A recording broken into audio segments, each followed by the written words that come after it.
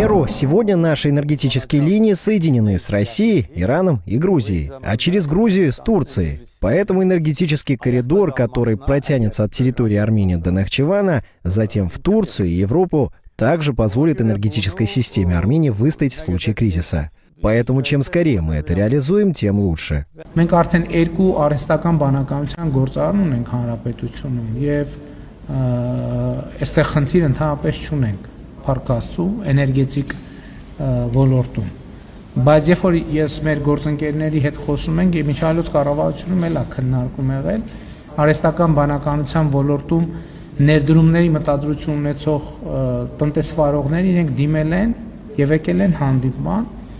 եւ իրանք ինչ հարց են բարձրացրել, իրանք ասել են, որ այն ծրագրերը, որոնք ունեն, որ իրանք հիմա պատրաստվում են իրականացնել, մեր էներգետիկ ոլորտի կարողություններն ու ռազմավարությունները չեն բռնում։ Այն իմաստով, որ մենք շատ արագ կարող է էլեկտրաէներգիայի դեֆիցիտ ունենանք, որովհետեւ արհեստական բանականության գործարանները շատ մեծ ծավալի էլեկտրական էներգիա են